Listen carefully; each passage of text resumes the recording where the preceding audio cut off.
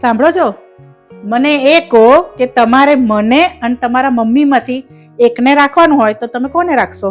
આ ગયડી માનું તો શું છે, હું તો તને જ રાખીશ. તમે કેટલા સારા છો. હવે છે ને આ જ પ્રશ્ન તું તારા દીકરાને પૂછી જો. સારું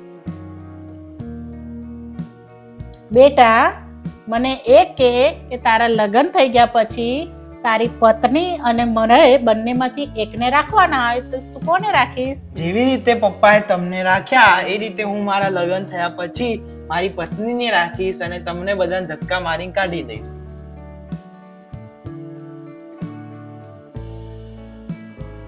ગોપી, જો મેં તને કીધું હોત ને કે હું મારી મમ્મીને રાખીશ તો તું ગુસ્સે થઈ જાત.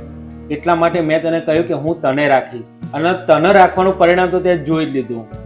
આજે હું મારી મમ્મીનું મહત્વ સમજીશ તો કાલે એ તારું એની મમ્મીનું મહત્વ એ સમજશે.